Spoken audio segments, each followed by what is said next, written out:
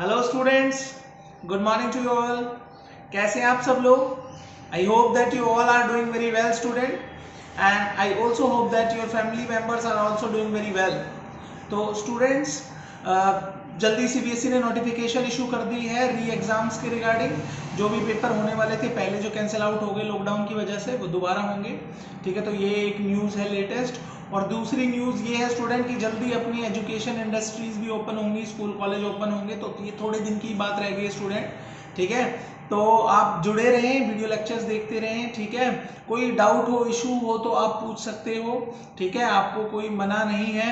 और हाँ, सबसे ज़रूरी बात कि जिन भी लोगों ने होमवर्क पिक्चर्स भेजना कम कर दिया है बेटा, उसको डेली बेसिस, रेगुलर बेसिस पे आपने होमवर्क पिक्चर्स को ग्रुप में सेंड करना है। उससे मैं आपके होमवर्क को रीचेक कर सकता हूँ। ठीक है ना? तो चलो चलते हैं, स्टार्ट करते हैं हम लोग आज के लेक्चर को। चलिए स्टूडेंट, स्टार्ट करते हैं अपना आज का लेक्चर। तो सबसे पहले स्टूडेंट आज की डेट डाल लीजिए, डेट 20 मई 2020। और आज हम अपना नया चैप्टर स्टार्ट कर रहे हैं स्टूडेंट, चैप्टर नंबर 12। कई बुक्स में चैप्टर नंबर 13 भी है ये, तो उसमें अपना देख लेना जिस बुक हो। Balance of payment last chapter है मैक्रो इकोनॉमिक्स का, बैलेंस ऑफ पेमेंट। और आगे हम स्टार्ट करेंगे इंडियन इकोनॉमिक्स। ठीक है, तो मैं सोच रहा हूँ कि इंडियन इकोनॉमिक्स स्टार्ट करने से पहले मैं आप लोगों को कुछ और करवाऊँ, तो बात की बात है। लेकिन आज अपना ये लास्ट चैप्टर स्टार्ट हो रहा है मैक्रो इकोनॉमिक्स का, balance of payment. Last lecture के अंदर हमने फिनिश करा था फॉरेन एक्सचेंज रेट। ठीक है ना? तो बैलेंस ऑफ पेमेंट बहुत ही ईजी सा एक चैप्टर है।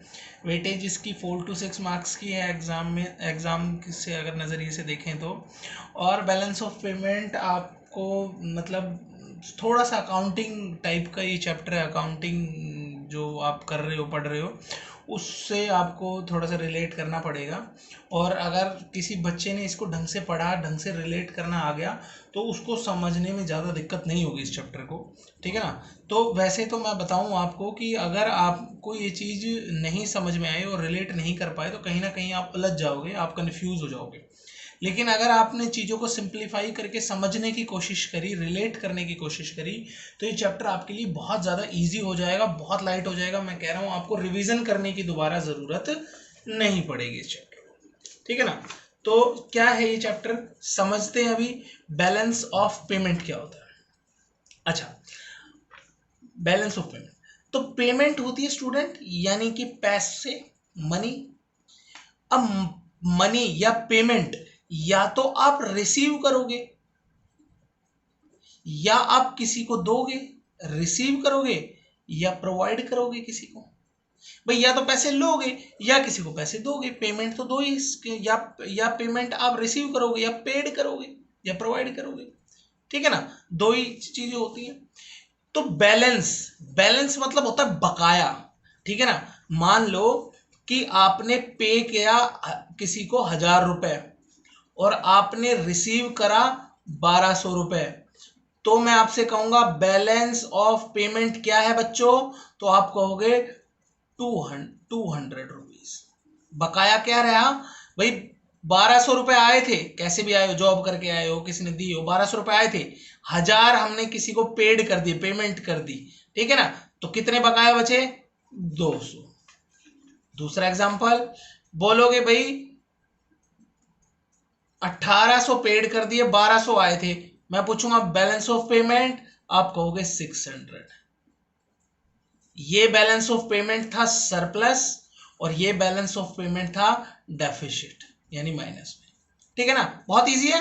गए हुए पैसे माइनस आए हुए पैसे, जो भी हो वो बैलेंस ऑफ पेमेंट कहलाता है। क्या कहलाता है? Balance of payment.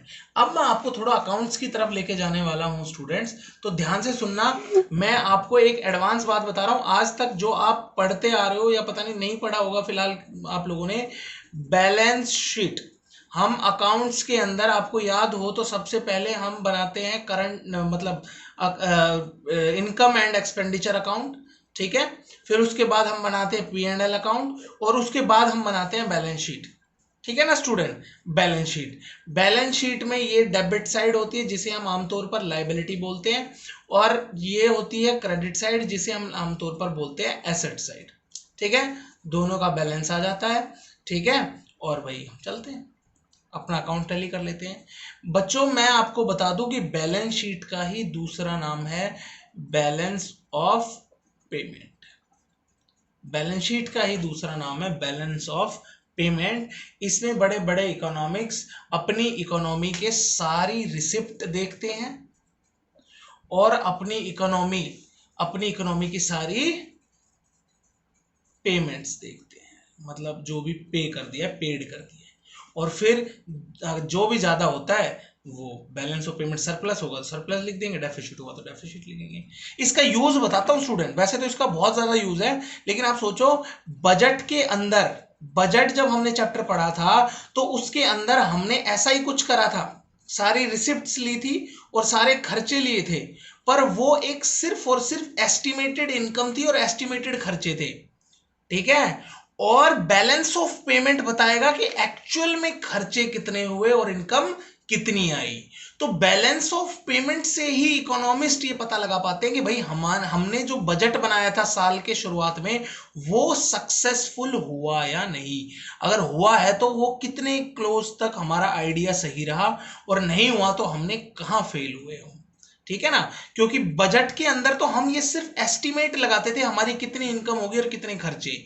Balance of payment में हम एक्चुअल खर्चे और इनकम को रिकॉर्ड करते हैं, और फिर जो भी उनका बैलेंस आए, बैलेंस सरप्लस आए या डेफिसिट आए, फिर हम अपना बजट से कंपेयर करते हैं कि हाँ जो हमने सोचा था शुरुआत के साल के शुरुआत में असल में ऐसा हुआ है या नहीं। क्लियर है स्टूडेंट। तो बैलेंस ऑफ पेमेंट के अंदर दो कंपोनेंट होते हैं, रिसिप्ट्स और एक्सपेंडिचर। पेमेंट दो ही तरीके की होगी, पेमेंट या आएगी या भी जाएगी। ठीक है ना, तो बैलेंस ऑफ पेमेंट के दो पार्ट कर देते हैं। बैलेंस ऑफ पेमेंट में शॉर्ट फॉर्म में लिख रहा हूं, आपको यूज नहीं करना। बैलेंस ऑफ पेमेंट के दो पार्ट कर दिए मैंने, आमतौर पर दो पार्ट कर दिए मैंने। क्या है दो part? Current account, current account आपको याद होगा, करंट रिसिप्ट और कैपिटल रिसिप्ट, रिवेन्यू रिसिप्ट और कैपिटल रिसिप्ट, तो वही चीज है करंट अकाउंट और कैपिटल अकाउंट। और कैपिटल में ही बना लो या अलग से बना लो एक और पार्ट, ऑफिशियल रिजर्व।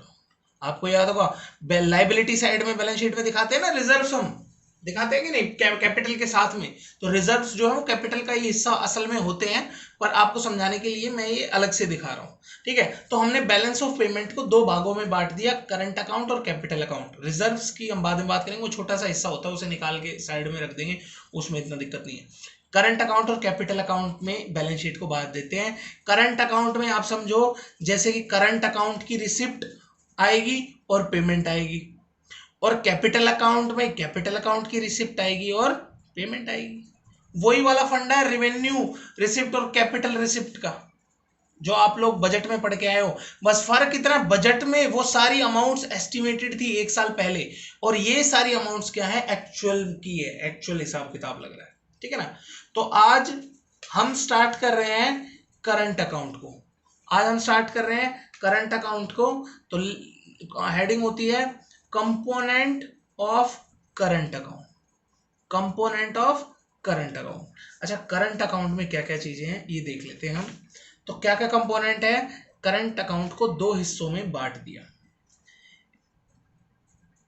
विजिबल और इनविजिबल। भाई विजिबल और इनविजिबल, जो पेमेंट रिसीव हो रही है वो विजिबल चीजों से हो रही है, और जो पेमेंट रिसीव या मतलब पेमेंट या खर्चे जो हो रहे हैं वो विजिबल चीजों के कारण हो रहे हैं। और इस केस में जो पेमेंट और खर्चे हो रहे हैं वो किसके कारण हो रहे हैं, इनविजिबल कारण हो रहे हैं। कहने का मतलब ये है कि आपको मैंने स्टार्टिंग बताया हमारी इंडस्ट्री में दो चीजें होती हैं, गुड्स एंड सर्विसेज। गुड्स को हम देख और छू सकते हैं यानी कि ये विजिबल है, और सर्विसेज को हम देख और छू नहीं सकते ये यानी कि ये क्या है, इनविजिबल है। तो विजिबल और इनविजिबल, ठीक है, कारणों से हम पैसे रिसीव भी करते हैं और पैसे पेड भी करते हैं। तो इसको हमने कंपोनेंट ऑफ करंट अकाउंट के दो हिस्से कर दिए, विजिबल और इनविजिबल। क्लियर है? आगे बढ़ो। विजिबल में क्या है? गुड्स आएंगे, ठीक है। विजिबल में क्या आएंगे? गुड्स। गुड्स के जरिए पैसे आ रहे हैं या गुड्स के पैसे जरिए पैसे जा रहे हैं, यानी कि सिर्फ और सिर्फ ट्रेड की बात होगी। यहां किसकी बात होगी? ट्रेड की। ट्रेड की, ट्रेडिंग ऑफ किस चीज का ट्रेड? गुड्स का। गुड्स का इंपोर्ट और एक्सपोर्ट। भाई जाहिर सी बात है, पैसे गए और एक्सपोर्ट ऑफ गुड्स मतलब पैसे आएंगे, इंपोर्ट ऑफ गुड्स मतलब पैसे जाएंगे। Is it clear? तो विजिबल में सिर्फ और सिर्फ किसकी ट्रेडिंग होगी? गुड्स की। गुड्स की ट्रेडिंग का मतलब गुड्स का एक्सपोर्ट और गुड्स का इंपोर्ट। एक्सपोर्ट में रिसीव्ड होंगे और इंपोर्ट में पेड होंगे। क्लियर है स्टूडेंट? भाई इनविजिबल में क्या होगा? इनविजिबल में सिर्फ और सिर्फ सर्विसेज आएंगी। क्या आएंगी? सर्विसेज। सर्विसेज। अब सर्विसेज बहुत तरीके की होती हैं, ठीक है। सर्विसेज बहुत तरीके की होती है, तो वो कौन कौन से है वो अभी हम देखते हैं कि इनविजिबल के अंदर क्या क्या आएगा, ठीक है। सबसे पहले इनविजिबल के अंदर आएगा स्टूडेंट, इनविजिबल के अंदर विजिबल और इनविजिबल। इनविजिबल के अंदर जो सबसे पहले आएगा वो है फैक्टर सर्विसेज और दूसरी है non factor services. Factor services और नॉन फैक्टर सर्विसेज। और फिर उसके बाद आएगा स्टूडेंट फैक्टर सर्विसेज और नॉन फैक्टर सर्विसेज के बाद करंट ट्रांसफर। करंट ट्रांसफर, ठीक है। अब इसे समझते हम है क्या।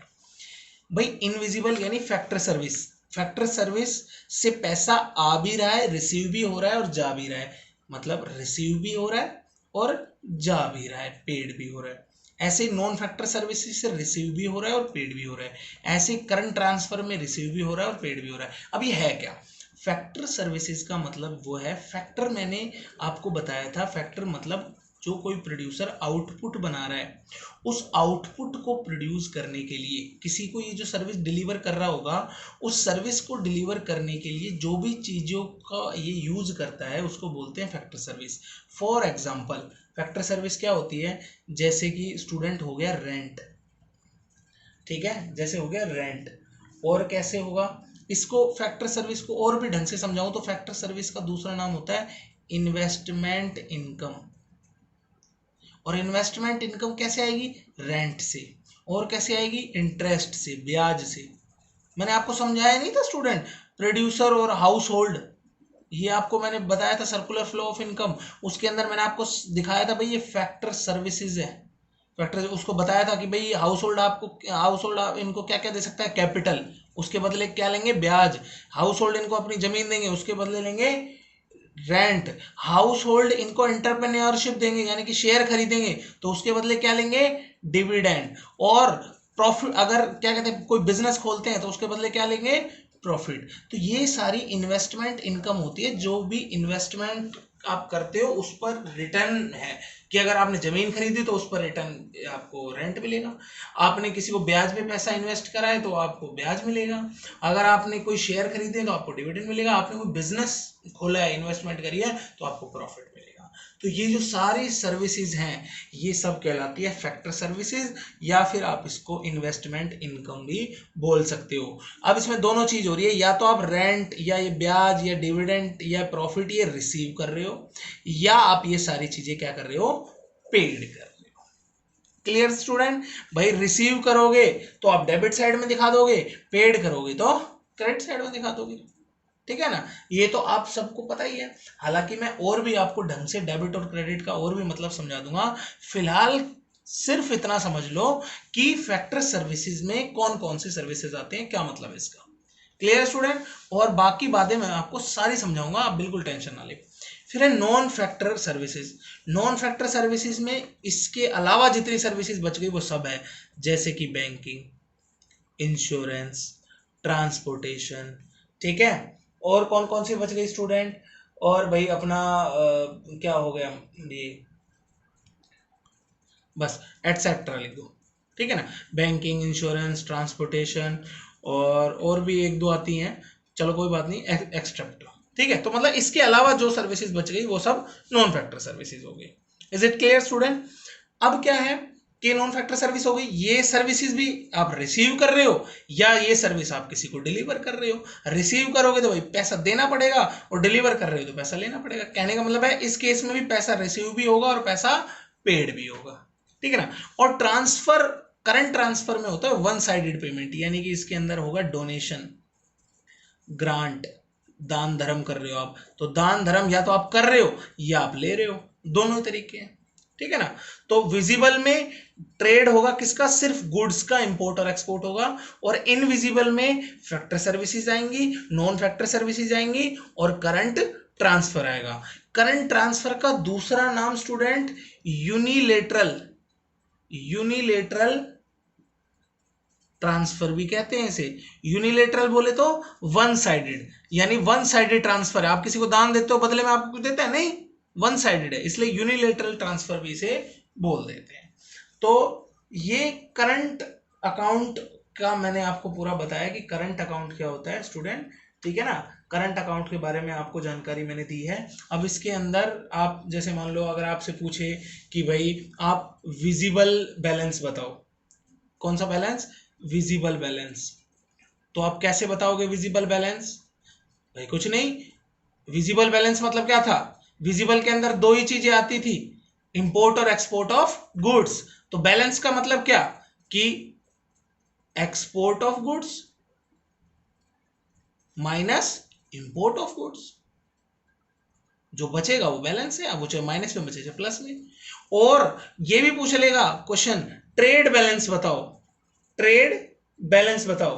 तो ट्रेड बैलेंस मतलब क्या, ट्रेड बैलेंस का मतलब होता है total, total import minus export, ठीक है ना, टोटल इंपोर्ट माइनस एक्सपोर्ट,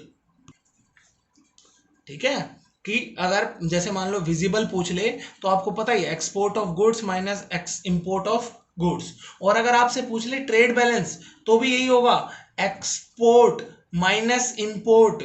और किसका एक्सपोर्ट और इंपोर्ट, कई बच्चे कंफ्यूज हो जाते हैं कि ट्रेड बैलेंस सर इसने ये तो बताया नहीं गुड्स का है सर्विस का, तो बेटा ट्रेड बैलेंस मतलब ये अंडरस्टूड है कि एक्सपोर्ट ऑफ गुड्स ही है, सिर्फ एक्सपोर्ट ऑफ गुड्स, सिर्फ एक्सपोर्ट ऑफ गुड्स। तो उसमें भी यही होगा, export of goods minus import of goods, जो बैलेंस निकलेगा चाहे प्लस में हो माइनस, वो ट्रेड बैलेंस बन जाएगा। या विजिबल बैलेंस पूछे तो भी यही, और इनविजिबल बैलेंस पूछे तो इनविजिबल के अंदर इन सारी चीजों की, इन तीनों के आप रिसिप्ट ले लोगे, माइनस इन तीनों की आप पेमेंट ले लोगे, जो बैलेंस बच जाएगा वो इनविजिबल बैलेंस हो जाएगा, ठीक है ना। कैसे, मतलब जैसे मान लो आपसे पूछा, आपसे क्या पूछा स्टूडेंट कि इनविजिबल बैलेंस बताओ, इनविजिबल बैलेंस, इनविजिबल बैलेंस, तो आप कैसे बताओगे कि यहां पर तो भाई फैक्टर सर्विस, फैक्टर सर्विस की receive, receive factor service, receive non factor services, receive transfer payment, minus paid factor service, paid non factor service, paid transfer payments is equal to invisible balance. अब इन सबको जोड़ दो minus इन सबको जोड़ दो, जो बचेगा वो इनविजिबल बैलेंस। Clear student? और अगर आपसे कोई पूछ ले कि गुड्स एंड सर्विसेज का बैलेंस, क्या पूछ ले, गुड्स एंड सर्विसेज का, ये थोड़ा सा टिपिकल है। आपसे कोई पूछ ले कि goods and service balance, goods and service balance, तो वो कैसे निकलेगा, गुड्स और सर्विस बैलेंस कि आप export, export of goods plus और जोड़ दोगे, इसके अंदर क्या जोड़ोगे, receipts of non factor services, ठीक है, दोनों को जोड़ दोगे, फैक्टर सर्विस नहीं जोड़ोगे, माइनस इंपोर्ट ऑफ गुड्स और payment of non factor services, और जो बैलेंस आएगा वो गुड्स एंड सर्विस बैलेंस होगा। ध्यान रखना इसके अंदर सिर्फ नॉन फैक्टर सर्विसेज लेंगे, फैक्टर सर्विस नहीं लेंगे गुड्स और सर्विस बैलेंस के अंदर, ठीक है ना। और आगे चलते हैं, फिर वो आपसे इनविजिबल बैलेंस पूछेगा, खाली इनविजिबल बैलेंस वो मैंने आपको बता ही दिया है कि तीनों सर्विसेज का।